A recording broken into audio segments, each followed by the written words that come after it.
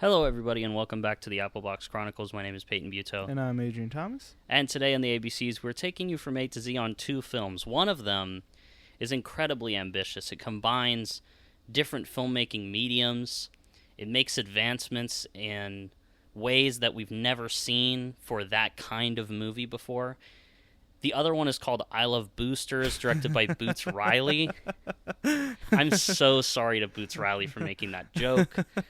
You will see what I mean by that stuff later. One of these movies I like a lot more than the other. Hopefully, if you know me in any capacity, you know which one that is. Yeah. But we're not comparing these movies. No. They just came out on the same weekend. So we're just kind of putting them together because they both have enough intrigue for us to talk about them and review them and give our thoughts and breakdowns. But it's like a double review. Yeah, just like a weekend roundup in a way. There was some Yeah. other stuff that came out this weekend that we haven't seen, like Passenger. So let us know if that was good.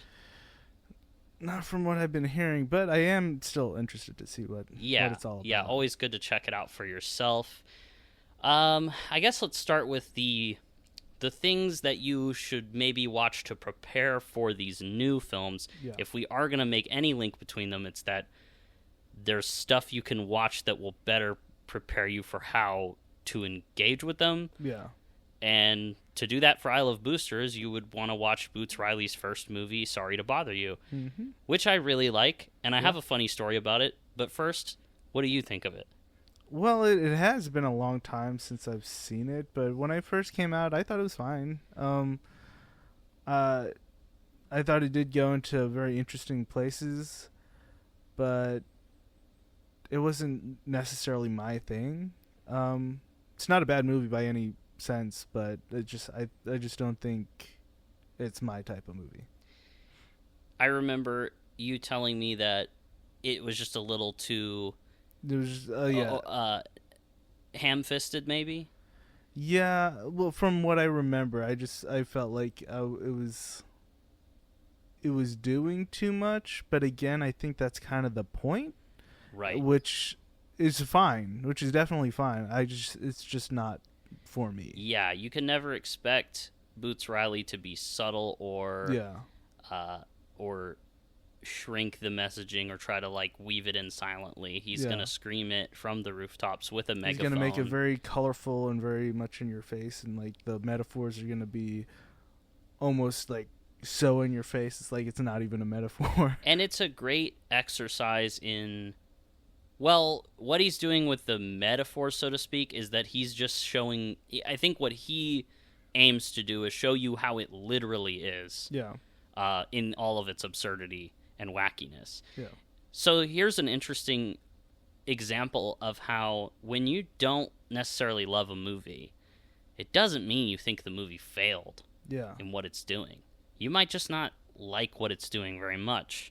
Yeah. And I think with the internet and how things are, a lot of people think that if you hate a movie, you have to also believe it's a failure, or that a movie is a failure if you don't like it. Yeah. You know what I mean? That's not how it works, I think.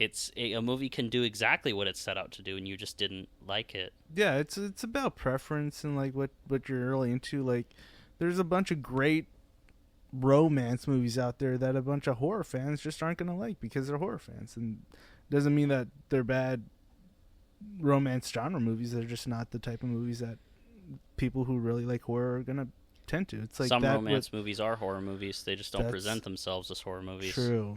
It's true. That's why Obsession's really good. Listen to last week's episode on Obsession. But yeah, I mean, I thought it was good. Like, for what it was, it just wasn't my thing. For me, I saw it in theaters when it came out. I've maybe rewatched it once since then. I would have to revisit it. I remember really liking it. In hindsight, I've come to understand it a lot better since when I saw it at age 16. Yeah. So it was like, now I kind of get more of it, but it's still something I need to actually watch again to really get more of it. I just remember it, and I'm like, the horse, I see. You know? If you haven't seen the movie, I guess we won't spoil it. No, I just think that's good to leave it at that. But I saw this movie with my technically my grandmother's husband, who I'm not related to, but he's ostensibly my grandfather figure in a way. Yeah. He took me to see it because I was 16, need an adult, right? Yeah. So he took me to watch it, and back then, like, movies were packed all the time, so it was, like, super packed because it was not playing in many theaters in the city, and, like, a lot of people wanted to see it. Yeah. So the movie was fucking packed, and we, he's older. We had to sit in different rows in front of him behind each other because we couldn't sit together because it was that packed. And so I'm sitting by myself, he's sitting by himself behind me. And he's hard of hearing, so he needs a closed captioning device. And the AMC employee is like, we asked for a closed captioning device for Sorry to Bother You, and he just starts laughing at us. And he goes, I just don't know how that's going to look on there. How that's going to read on there is going to be fucking crazy. And he was like, here you go. And I was like, what's going to happen? Yeah. And then after the movie, Gramps was like, what the fuck was that? What the fuck was that? I could definitely, and I couldn't explain it to him. Yeah, it's for, like, yeah, if you're too old, that, like, at a certain point, certain, like, movies will get into certain genres where you're just like, I don't know what they're trying to do here. Yeah. But yeah, he, with Sorry to Bother You, it goes into some crazy directions. But I mean, I think that's what kind of makes his movies kind of fun. You don't know where they're gonna go with the 2 movies that he has out. So, let's start our discussion. I love Boosters. I love this movie. I saw it at South by Southwest, and then I saw it again with you, so we've both seen it. And I think this film is a little better than Sorry to Bother You, in my opinion. I think I would agree. I like the ensemble more. I like that the world feels bigger. Yeah. And I feel like it gives him more of an opportunity to play with a lot of different social commentary. I guess I would say the film is not as... you lose a bit of, I guess, focus with it. But I think the whole point of the movie is that everything under capitalism that's, like, bad that we're going through, like, he's trying to draw connections between all these different struggles that people have, and being like, we're all kind of part of what it says in the movie is we're all one side of the same contradiction, which I think is a good way to put it. It's like we might not all be struggling with the exact same thing, but it's because of the same thing. Yeah. In a way, like, it's all a result of the fact that we have to live under these systems, and it's like we don't think we can change them because we view our problems as so different that we're not focused on the same thing. I think that's kind of the idea. Yeah. For those who aren't aware, Boots Riley he's an open communist, and, like, this movie has a lot of I mean, it's rife with political, like, ideologies and whatnot, but if you look at it from that point of view, like, a lot of the stuff in the movie makes sense. If you kind of go in not really knowing, like, what it's going for or what it's about, it probably won't make sense until, like, later on into the movie, and you're like, oh, so that's what this is. What this is pointing at. But yeah, it's really, for such a small movie, it really shines really bright, and, like, what it's trying to do and the kind of different mediums it's pulling out from, like, the past, like using like miniatures instead of, like, real like car chase sequences, or claymation in a few scenes, or just, like, really interesting production designs that you wouldn't see in most any other movie. Yeah, I think it's a great example of how the style is the substance, as we often say, and as it often is, is that this film has so many different mediums it's blending together, such as miniatures, stop motion, things like that. And putting all these things together, it seems like a lot of people would call this movie messy, and I think that's, in my opinion, that's a lazy criticism. Because it's like, no, the whole point of the movie is that it's kind of showing how, in order to truly, I guess, stop the machine of capitalism, we all have to work together.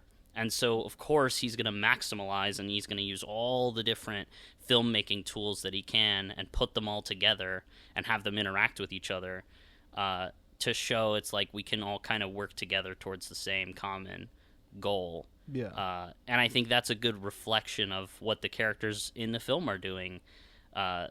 It's really cool, and it's also just relentlessly creative and fun to like discover those things that he deploys and just to see them realized on screen. I like the small little isolated moments of creativity in this movie, like when Taylor Page is like pretending to be a white woman, so the movie actually literally turns her into a white woman whenever she's doing whatever she's trying. I think it's a light-skinned person. Like it's like if I hold my breath, I look light-skinned. Yeah. But the things like that are really fun in the movie, like the 30-second like lunch break, and they have to like run. Yeah, there's like actually like a starting blank or whatever that their boss uses. Or like the Looney Tunes like setups of like for instance the Demi Moore character, she has an apartment that's literally slanted, so when Keke Palmer is trying to like leave the room,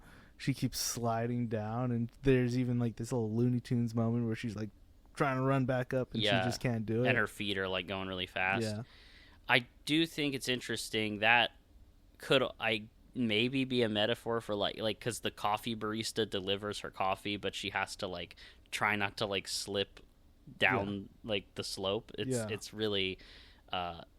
really funny. And yeah, there's a lot of great little isolated moments like that in the movie. So I think it has to be the way that it is in order to communicate. Like, you can't really separate any of these elements. They don't exist in a vacuum. They're all part of the same message, the same whole. Yeah. And I think that includes the score as well. Yeah, I was just going to say, like, I think the score, like, going in, once that score kind of kicks in, you kind of know what you're getting yourself into. Like, it's a very wacky and very playful, and it's just a very silly type of score. At some points, I do really like it, but at other points, I think it is a bit too wacky. But again, I think that's just my own opinion on it. Like, it's just not for me. But it works for the movie, and I could see how people would like really like it. I love it. Yeah. I think it's wonderful, and yeah, super wacky, super fun. It's like, again, too wacky for some people, but it's supposed it's to the be. goal of the film. Yeah, exactly. The performances in this movie are great. I love everybody actor-wise that's in it. I think it's fantastic. Keke Palmer has like really blown up in the public conscious, like, because I remember when she was like a kid actress, and I would see her in like a bunch of these like smaller comedic like roles. I think she was even on like Nickelodeon Probably. But I like how she's doing a lot more, and people are a lot more aware of her, and I think at a certain point she'll even like probably get into some more serious roles, and like probably put something out that people will really like open their eyes to. I don't think it will be this movie, but I think that later down the road in her career, I think she'll do some really great stuff. There's also Naomi Aki's in this. Taylor Page. I love Taylor Page. I think she's great. I love Taylor Page. I love Naomi Aki as well. Don Cheadle is so funny in this. He's almost unrecognizable. Yeah, our friend who we saw it with didn't even know it was him. Yeah, which is weird because I feel like he would, of anybody, he would be the one to pick him out. But yeah, that was really great. Again, Demi Moore is also in this as kind of like this, kind of like a mix between Elon Musk and Anna Wintour, the designer. Because she has like such an opinion about herself and like her designs, but she's also like apparently like pretty, at least to the characters, to Keke Palmer's character is like she does do like really great designs, and she's kind of inspirational. But she kind of she's under the umbrella of capitalism to the point that it's very selfish. Like she does it in like a very selfish and uncompromising way. And Christy Smith, plot point in this movie, I guess from now on we're kind of going to spoil it. Yeah. But a plot point in this movie is that Christy Smith, Demi Moore, steals Keke Palmer's design for an outfit. And I think what Boots is trying to say as well is that these like high-end fashion labels, like they're taking or, you know, kind of adapting the fashion of people like that can't even afford the things that they're reproducing and putting out for such a high price. It's like you're taking the style of, you know, like the people on the ground basically, and then you're making it yourself and copying it, and then you're selling it back to them at a price they can't even pay. Yeah. So then that's why he's saying like boosters. I love boosters because it's like they're kind of giving it back to the community. And then even Keke Palmer says in this movie, she's like, "Give it to me. It's mine anyway." Yeah. It's like it's almost like, yes, they're literally stealing, but it's like it's in a way it's framed as like they're taking it back from, you know, the people who are trying to put it behind such a large paywall. Yeah. But it's their style. It's their, I guess, artistry and culture that's in that stuff. Yeah. Also, Will Poulter is really great in this. Is kind of the guy that runs one of the stores. Yeah, the store manager. And you could kind of see like how capitalism kind of it kind of has this fascist like background in it. Like all of the clothes have to be like a certain color for a certain week. And there's no sense of mingling with other styles or colors. You have to like stay oppressed into this one single. And it has to be like up to date. Yeah, because there's a scene in which they wear the same kind of like color and style, but it's not that of the month that they're in, I guess. And he's saying like these are last year's yellow clothes or whatever. And it's just a way for them to like kind of recycle, but like it's like there's no sense of like true creativity with that idea of fashion. Yeah, and there's like because you can't like mix and match or do anything like interesting with clothes if you're just stuck on this one sense or design. Right. I think a lot of this movie is about how there's people at the top that try to control how we dress up society, right? Yeah. How we dress up the fashion is kind of almost a metaphor for fascism in the sense that it's like one person or small group of people are going to try to be like, okay, this is how the world needs to look and this is the uniformity of it. Yeah. And I'm the artist and you guys are just the canvas. When really it's like, I think this movie seeks to illuminate the fact that we are all collaborators in the creative project that is humanity, society. That's just a big thing that we all made up, and how we do it. And then there's now a couple people at the top that are like, okay, no, it has to stay this way. It has to be this thing. And I think this movie seeks to just show that, like, we need to, in a way, boosters are doing that. They're, like, taking it and they're giving it back. They're like, no, we have the power to choose how we want to dress and choose how, you know, how we want to mix these colors together. And we can all work together to do that. And that's how we're going to change reality.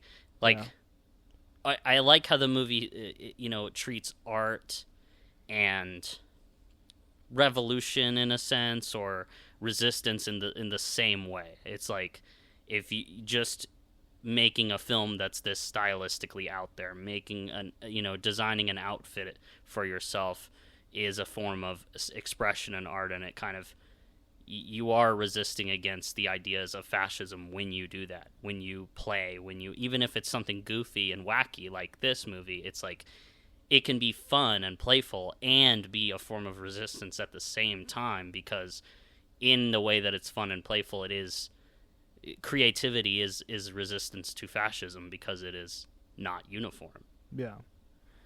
Yeah, they even, so we're going into major spoilers now, but there's this device that's kind of shown like halfway through the movie that kind of brings everything together. It's like a teleportation device, but it's also a device that could disassemble and or accelerate things. So basically what it does is it accelerates or deconstructs the situations of things, or like the contradictions of things. So basically, like if you were to point it at a person and deconstruct them, it would show it literally in one point in the movie. It shows their parents having sex, conceiving them, like they turn into their parents, and then you re-accelerate it and it turns them back into themselves, because the way it works is like it separates it into the contradiction that created it.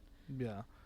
So or if you like point it at like a piece of clothing, it deconstruction to like cotton and like plastics and whatever is gone into making that piece of clothing. Mm-hmm. That's what it does. Or it accelerates something, and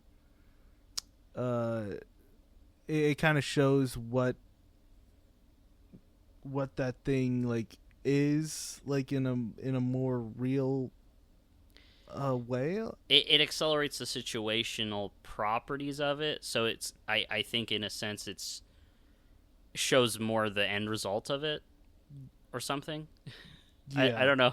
Yeah. It's a little bit like Eiza Gonzalez plays a character that's like a stoner genius, and she kind of explains it in a scene. Yeah. And it's very funny and playful in the way she does it, but like you kind of just have to watch the movie. I'm like hopeless to try to explain exactly how it works. I think it, again, for the movie it works, but for me I think that's where it kind of loses me, is where it gets a bit convoluted in a way. It's not messy, like it understands what it's saying. It's kind of pouring a lot of information and a lot of like ideas at kind of at the screen, and Boots kind of has to find ways to showcase it, and there's just a lot. It's a lot going on. But so deconstruct, accelerate, and then it can also teleport. Like you can hop through it and teleport to different places, and I think that's a pretty clear metaphor for like it's what you said is it's almost a positive take on social media. Yeah, where it's like we're able to see each other and connect with each other and feel connected in the way that our struggles, are related. But I think in the sense of the movie, it's to show like there's this factory in China where they're making the clothes, and those people are suffering very poor working conditions, and they're sick because of the sandblasting and everything. And then you have everything going on with the Velvet Gang, which is the gang of boosters that we follow throughout most of the film.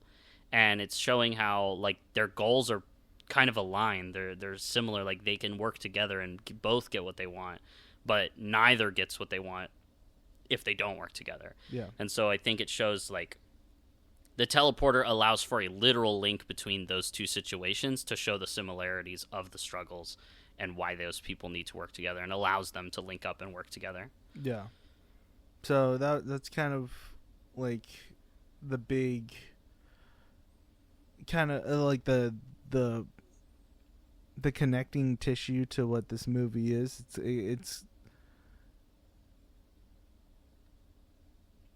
It kind of shows, it deconstructs what needs to like this. So the system, the capitalistic system, is a big problem for a lot of these people, but they all blame different things about it, when really the biggest problem is capitalism in itself. So the machine kind of is used to deconstruct that system, and then we kind of have to accelerate what needs to be done in order to fix the system itself.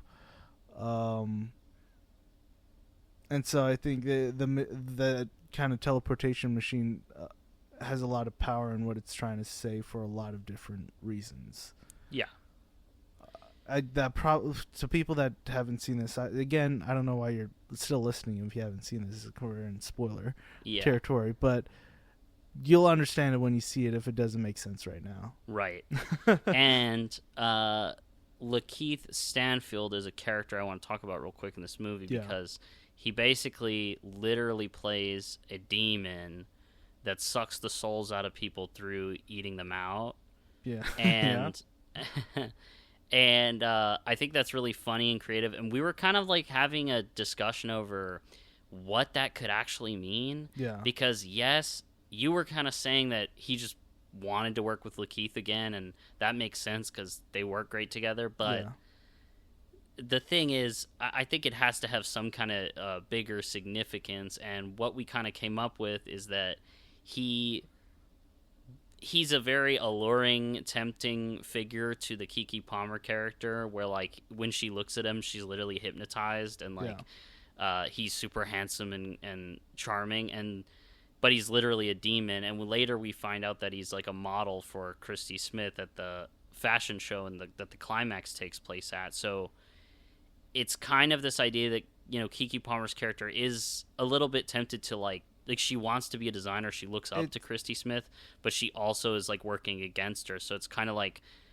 if I join that system, you know, which I'm tempted to kind of try to go for that. He's kind of like this Faustian like model. Like he's like a proposition, like a Faustian proposition. It's like selling your soul. Yeah. He's a demon. But he's not an inherently evil character. Yeah, what's confusing about his character is that it almost seems like it's unnecessary, but it also feels like it is necessary. It's hard to kind of see like where the ties really are between how she feels about him and his relationship to the fashion industry that she's a part of or wants to be a part of. So as cool, as funny, and as cool as his character is, and what he means to the movie, there is a part of me that feels like it's almost unnecessary. But again, for the movie, it just kind of it works. Yeah, and might as well have him in there if not. Yeah, and there's also so much with like I just think the Keke Palmer as the protagonist, her character, her name is Corvette, her real name is Cassandra, and she's battling between like I think she has a contradiction within herself that she's trying to work out. Yeah. And what she represents really well is that a lot of us, when we're fighting against capitalism, fascism, what have you, it is inherently it's also an internal battle, right? Because these are the systems that exist around us that we play into every day. And so there's always going to be the idea that it's like, if I can excel within it, then it's not a problem for me. Yeah. And so there's this really poignant moment at the end where Demi Moore is like, I'm what you guys want to be or something. And so really what you're fighting is yourself. And Keke Palmer says, then that means it's possible to win. And I liked that a lot because it shows that, you know, we're fighting against just the part of us that kind of forgets that everybody matters. Yeah. And that it's not just about, like, she feels lonely in her struggle but it's not just about her and what she wants. It's about the bigger picture.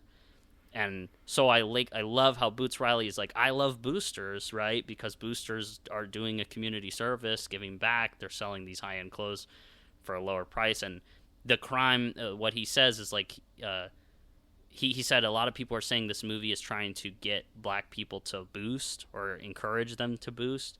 But he's like, boosting is not, we have way bigger goals than boosting. Yeah. And that's not what the movie's about. And to say that boosting or any sort of illegal activity is based on culture and not economic necessity is a right-wing idea. Yeah. So, you know, I think he's just kind of saying it's like, don't just boost, accelerate. Like, do there's a bigger picture, and boosting is like something that it's a little way that people are fighting back, but it's like, we need to all come together and do something way bigger if we're actually going to stop the system itself.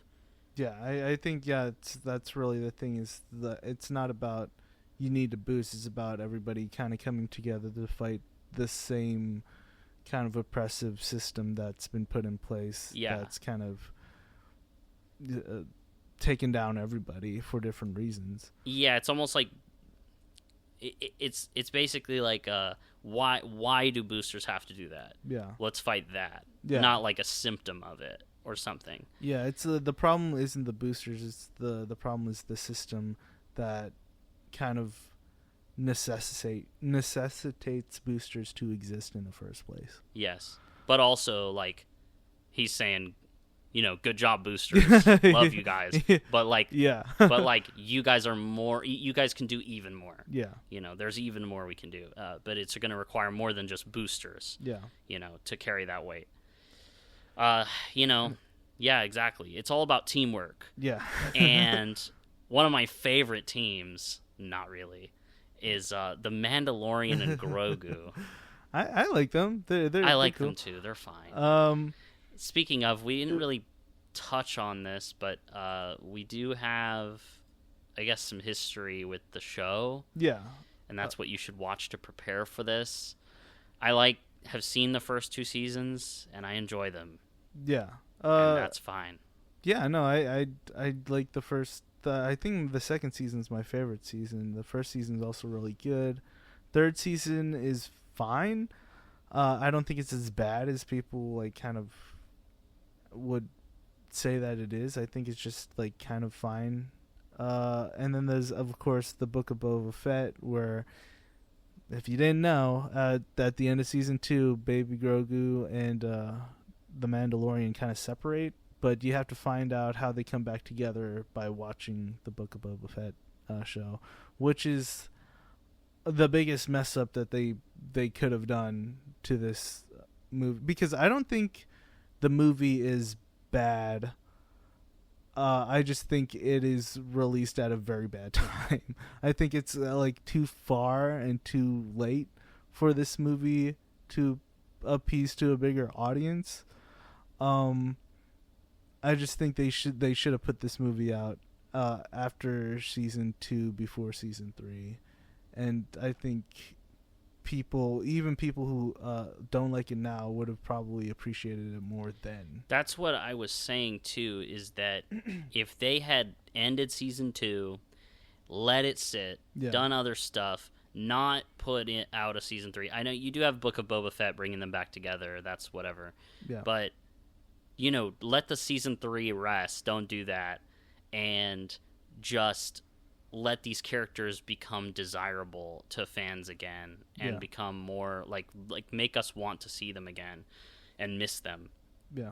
I think this movie would have done way better. Yeah. Because right now it's not even doing. Well, it was never projected to do well in the first place. When it's, I don't know what the numbers are right now, but it was projected to not even do as good as Solo, which was could again be, not the a lowest grossing Star Wars movie. Yeah, but I don't even think that's Solo was still I guess it brought in numbers. Obviously, every Star Wars movie is going to bring in big numbers, just not as big as The Force Awakens, which was one of the biggest movies of all time at the time. Yeah. And you're never gonna. But The Force Awakens did that because we missed it. Yeah, there was.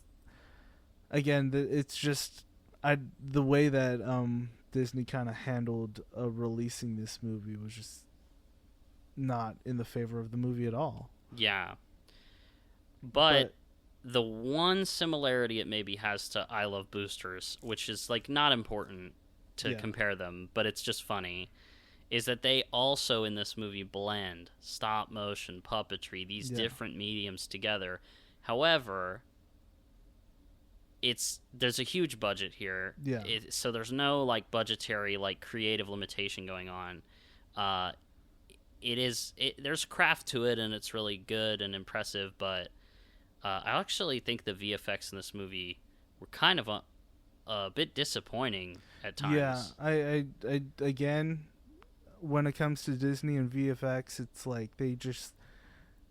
they push it to a deadline and they just like get it done, and give the visual effects artists time to actually like be artists, like, and do exactly. the thing.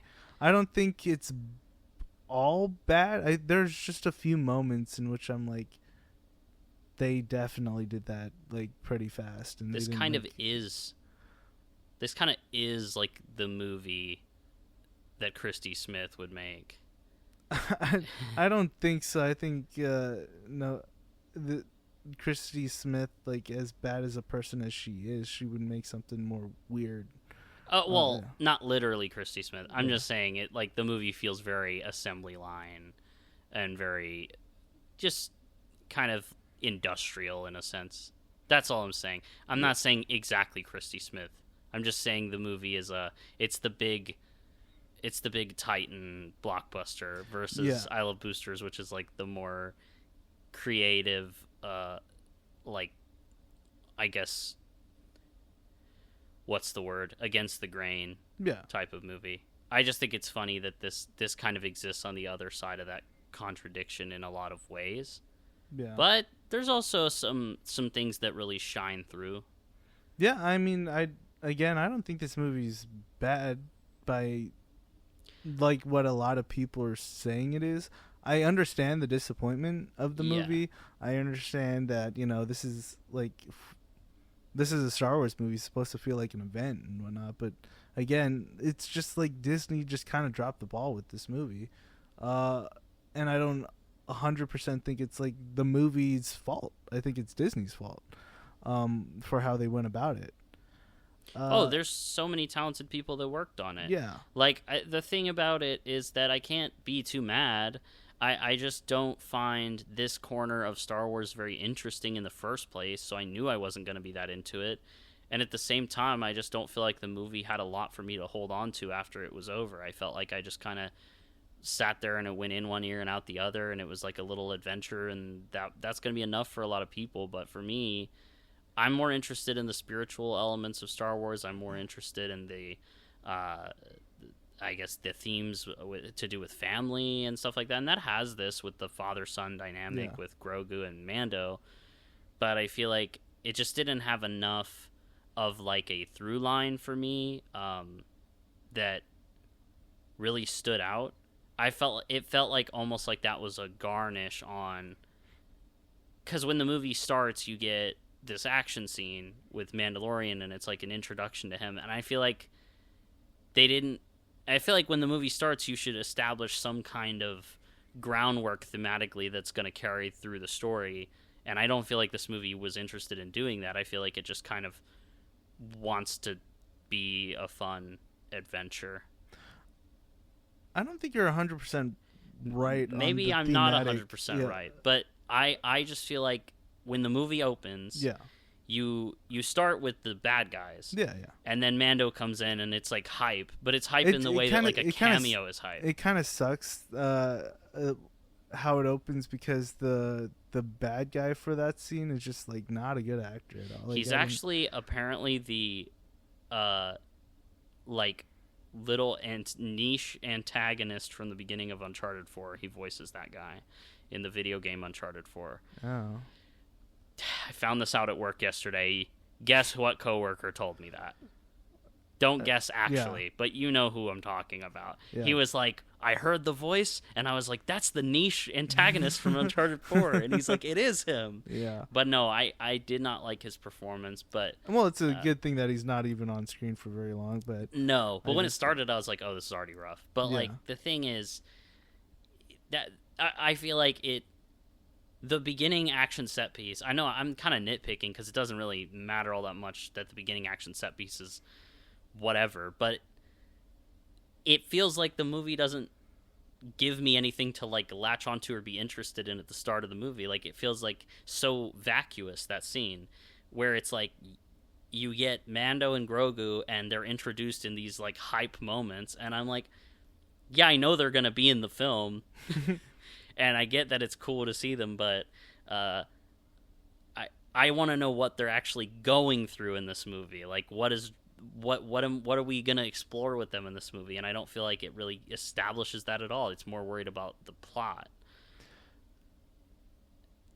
Yeah, I mean, I don't think you're wrong at that either. But I do think that what the story is trying to convey is that the the Mandalorian is, like, from the first scene of the movie, a very capable person. He's very good at, like, handling shit himself.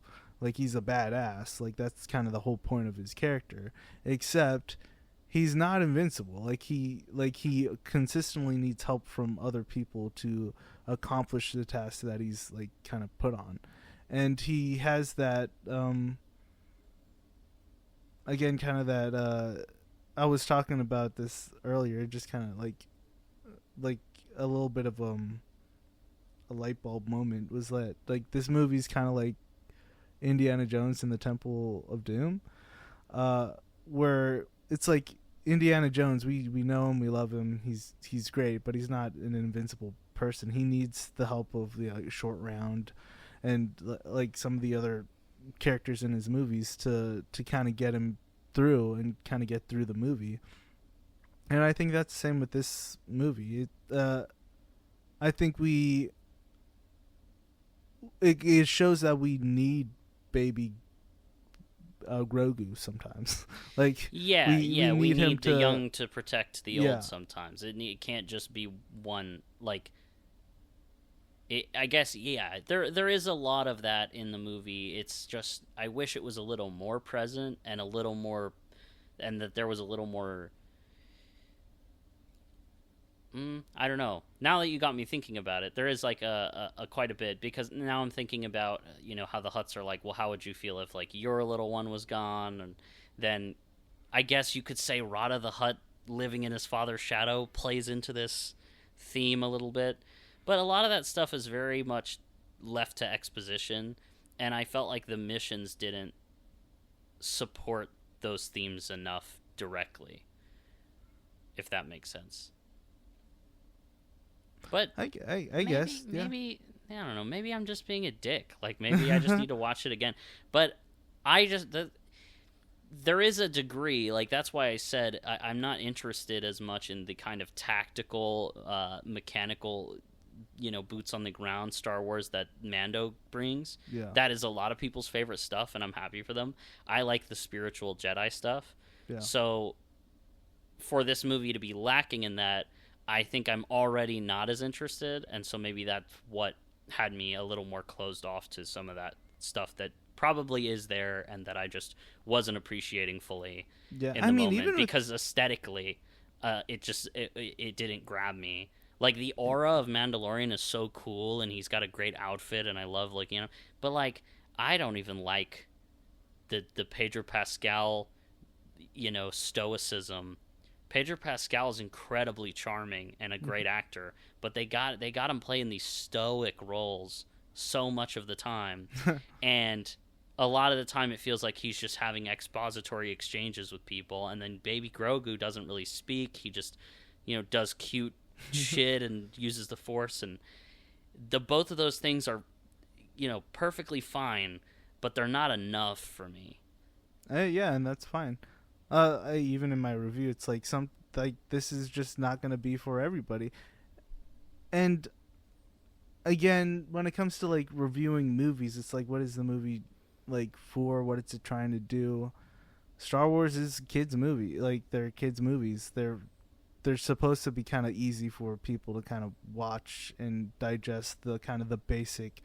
These are bad people. These are good people. In order to be a good person, you got to do kind of these good things, and kind of revolve around not just following orders, like, not just being, again, kind of like in that fascist oppressive kind of mentality.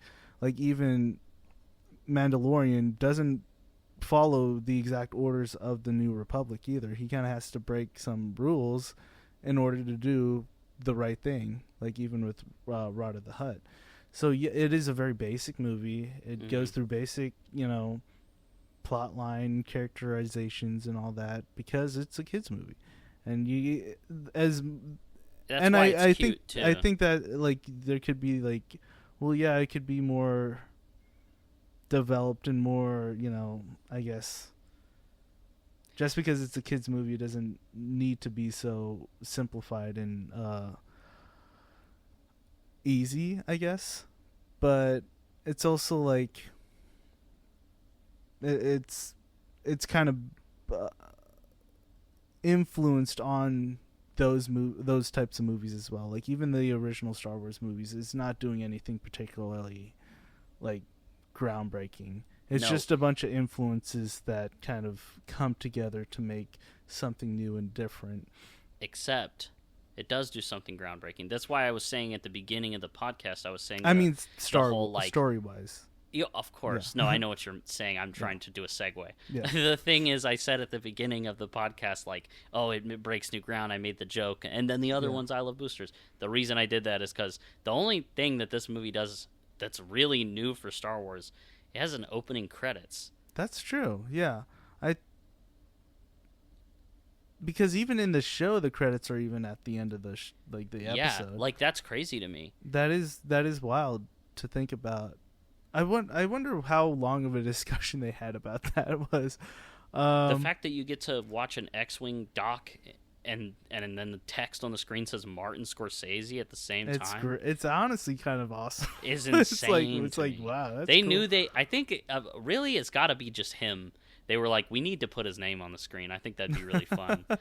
I just love Scorsese's like filmography in terms of as an actor, because it's just like all over the place, and I love it. Like you could tell that he's really in these roles because of his friends putting him in them. Like for Shark Tales, like that was a DreamWorks movie, and you know Spielberg is DreamWorks. I'm sure he was probably like get Scorsese and De Niro to do it. Like they would be great. Scorsese just has such a great voice. Yeah, and for this movie, it's almost like Jon Favreau was like, "We got Disney money. You want some?" And he's like, "Yeah, for my new movie, yeah, we could." It's a theme park ride, but okay, I guess I'll do it this one time. And we also had this theory, because it's also just really funny in terms of like a coincidence. I don't even know if it's a coincidence. I don't think it is. But Scorsese is playing. I don't know what the species is called, but he's playing the same species of alien that Jon Favreau played in Solo.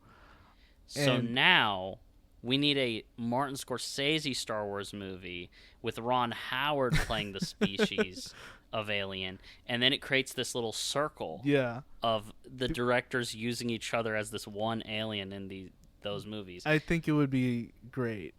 Yes, but that would it's never happening. Scorsese But that would be Star Wars movie. That would be actually insane. Like I think that would break the internet. It would break the world, bro. Yeah, they would be like, what what is he doing? Yeah. He's washed.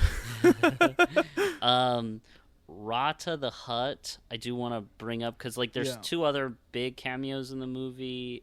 To my knowledge, there's Sigourney Weaver and there's Jeremy Allen White. Sigourney Weaver apparently said she'd only do it if she got a scene with Grogu. Okay, that's what's up. That's so real.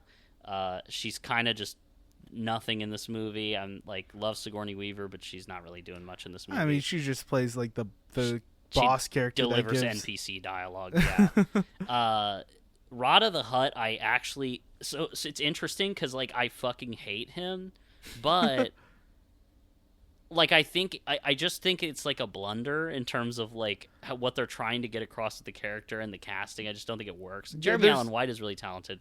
But the thing is, like, it's almost ridiculous enough to where I love it. But it's not quite there. So I kind of just, like, am stuck, like, not really liking it at all. Every time I'm walking into this movie at my theater job, I'm like, holy fuck, he just sounds so bad. Like, I don't think there's anything wrong with the character, and again, Jeremy Allen White is a very talented actor. I just don't think the two mix well at all, because we were talking about it, and it's like he just kind of sounds like a frat bro. Like he just has he sounds like bro-y instead of like. I think he's supposed to be a gentle giant. Yeah. I think he's supposed to be like. Something booming and menacing in the voice, but like you can tell he cares and is sincere, and he's like feeding Grogu, and it's really cute. But I just think they needed a different actor. Or I don't know, they did something to his voice that made him sound more like deep And I feel like they just needed a deeper voiced actor, because the monotone way that he speaks in the movie, I think, is on purpose due to, like, you know, him being related to Jabba the Hutt, and they all kind of have that monotone, deep voice, and they're usually speaking in their other language anyway, too. So to have Jeremy Allen White come in and kind of do this monotone, deep version of his voice that he can't really get right, and it just doesn't mix well. And there's something they just like needed a different actor. Brooding and mysterious about him when it should be like he should be a very earnest character underneath the menace of the Hutt, and him having a deeper voice. Yeah. But instead he's like, you know how hard it is to be your own man when your father's Jabba the Hutt? These people cheer me on. They understand that I earn what I've got. You almost sound more like Shia LaBeouf. Honestly, would have been a better casting. Let's be real. That would have been nuts. That would have been crazy. I like your little Yoda friend. I want to feed him. Hey, come here. He's like, that's ridiculous. Yeah, but no. No, I'm a champion. That's good. He does kind of sound like Shia LaBeouf the way they edited his voice. I don't know if I'm just imagining things, but now I'm gonna hear it next time I hear it. I think. Yeah, for Rada the Hutt, I don't think there's anything wrong with his character. I just think they chose a bad actor for his voice. What else? Oh, the theme song. The music, the score. The music is so good. That's the best part of the movie for me, easily. Obviously it's gonna be when you had Ludwig doing it, because he's the GOAT. He's the GOAT. I love the Rada the Hutt theme in it. It's so great. Like, whenever it plays in, like, the credits, I'm just like, I'm getting so hyped. I'm getting people's popcorn. But yeah, the really interesting stuff too. Like, the music goes into some very different and weird places that Star Wars hasn't really gone before. It has kind of more of this techno style at some points. It kind of goes into a waltz at a certain point. Yeah, it's very interesting. And there's one of the most interesting scenes is when Mandalorian and Grogu have to kind of separate right after they escape the pit, and he's like, "Go, leave with the Babu Frick guys," and he has to go back and, like, shoot up all the droids while he's also, like, suffering from a poison bite. And the music, instead of being, like, all, like, hype and, like, crazy and awesome, it's kind of more softer and a bit more toned down, which I just thought was really great and interesting, because it's kind of like a low point in the movie where he's kind of doing this all so that he could protect and save Grogu and make sure he gets out fine, but he's also, like, wounded, and you might, like, obviously he's not going to die, but it's like, oh, this could be a point in which the character can, like, pass away or something. But I just love the music in that scene because it's so, like, it's so different from what you would expect. Mm-hmm.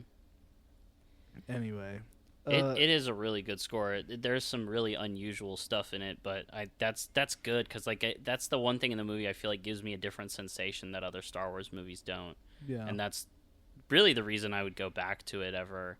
But yeah, it's a solid, like, thing for people who want this.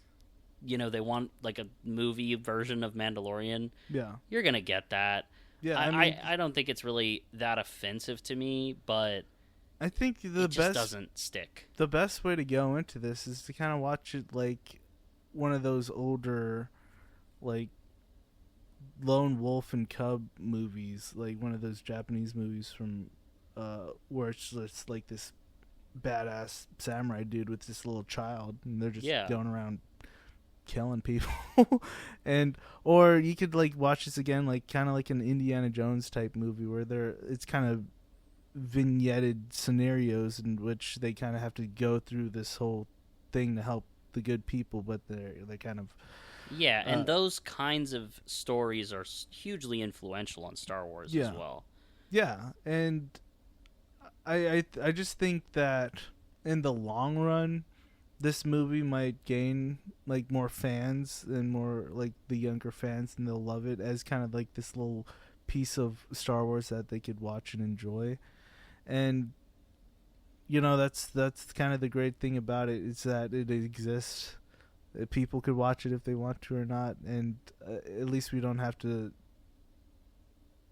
We don't get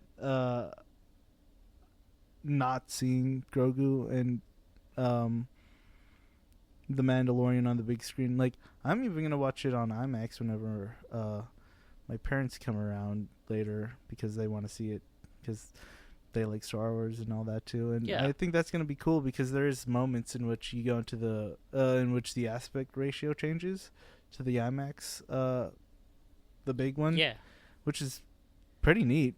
Seeing that yeah. in a Star Wars movie, It would be cool to see. Another thing we were talking about, like how this uses like other mediums, like the puppets, like the Babu Frick guys. Mm-hmm. I love those little guys. They're so funny. They are really funny. Yeah. Also, obviously, Baby Grogu is such a great little animated puppet little guy. He is really well realized on screen. I've seen a lot of people say that Star Wars, they know how to do great little guys. Oh yeah, always. They're always really. But when it comes to big guys too, if you watch, and I clocked this when I first saw it, the way that they were moving, the big kind of robot or droid guards at the Hutt Palace area. Those are, I believe, they're like go motion or stop motion by Phil Tippett, one of the great animators of his time. Yeah. Watch Mad God. Yeah, Mad God's so good. Amazing. But they do have that in this movie, and you would think that it's CG, like it's some bad CGI or something, but no, they're bringing back like OG ways of like storytelling that Star Wars kind of promoted back in like the original trilogy. And I like the little added analog things that they do for Star Wars to kind of maintain that this was like what made it popular in the first place. Yeah. Obviously, it's still drenched in CGI, and it's not always gonna have that kind of rough and edgy 70s vibe that it had with the original trilogy, but it still tries to maintain certain traditions, I guess, which is I love seeing that kind of stuff. Yeah. I would say, like, it's for Star Wars, as far as Star Wars goes, it's such a big universe, and there's so much to enjoy out of it. There's so many different stories you could tell. I'm not really upset that this one doesn't vibe with me as much, because it's like there's so many that do. Yeah. There's so many that will, that it's like this is somebody's favorite thing. Yeah. Mando and Grogu is like somebody's, like, it's like really important to somebody out there. I know it. Yeah. So, you know, the world is big enough for everybody to have something out of it. So, yeah, knew it was gonna kind of probably not be my favorite one. It isn't. I would give it 2.5 apples in the box, right middle of the road out of 5. Yeah, with this one, I would give it, I think, 3.5. I have it at 3.5 right now. I think I'll stick it at 3.5. It's not, obviously it's not my favorite either. It's probably on the totem pole at the very bottom, but I love Star Wars. Like, Star Wars is like the franchise that owns my ass, like that.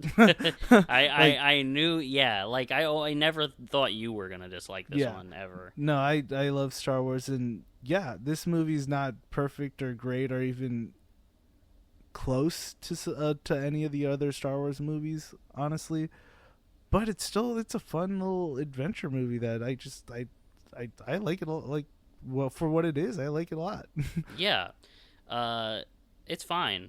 Yeah. And I would give I Love Boosters, I give that a 4.5 out of 5 apples in the box. And there was like that when I saw it at South by Southwest, the hype of that premiere and everyone being there was just so there, and everyone was losing their fucking minds that, like, I did feel that specialness to it. But even rewatching it late at night with barely anyone in the theater, it held up. I just, that's one of my favorite movies this year, and I think it gets me thinking a lot, and that's what I like about it. And it's just super creative and fun.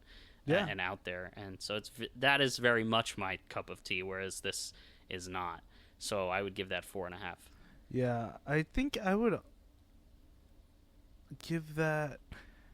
I think it's gonna really depend on the rewatch. It's somewhere between 3.5 to 4 stars as well. Yeah, like, sure. It's really great. It's really creative, and it's fun, and it's taken a lot of these really interesting influences. It's like, even to me, it gives a little bit of a Cat in the Hat vibes, which is complimentary, not derogatory. Yeah, definitely complimentary. But it's just not wholly my vibe. It's not like I fully understand where it's coming from and what it's trying to do. It's just not like one of those movies that I'm just constantly going to want to come back to and revisit and really, like, love. I like it a lot, but I don't love it as much as a lot of people have. Yeah, definitely understand. Yeah. But here's the thing. You might rate these similarly in terms of the number, but I think, again, we need to reiterate, this is not a comparison of the two films. No. And also, the number is always relative to what the film's goals are and, like, how much you vibe with that. So it's not necessarily that one's better than the other or worse. Yeah. They're doing different things. It's so different. It almost couldn't be more different in, like, so many ways. But yeah, that's these two movies. That's what we think of them. Let us know what you think of them. Follow us, rate the podcast, follow us on the other platforms with the links below, and stay tuned next Monday for our next episode.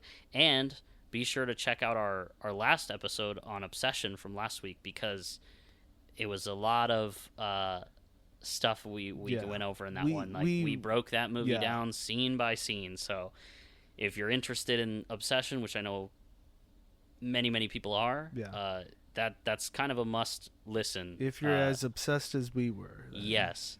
Yeah. I recommend listening to that one probably on the Spotify, because we do kind of pause a lot to collect ourselves. Since it's so long and so big, there's a lot of stuff in which the unedited version is like might be a bit of a mess. But it's still out there for you guys to see if you want. But yeah, we don't hide version, our version, mistakes. We just show you both versions. Yeah, the audio version is probably the more digestible version of it, though. Yeah, it's about almost 20 minutes short. It's almost 20. It's like 25 minutes short. Yeah, and it's like to cut out 25 minutes of ums is crazy. Yeah. Like, we need to do better on that. But we were breaking down the movie. It had just come out, okay? Yeah. But yeah, check that out. Anything else you want to add? No, I don't think so. Okay. Well, I've been Peyton. And I've been Adrian. And we'll see you next time on the Apple Box.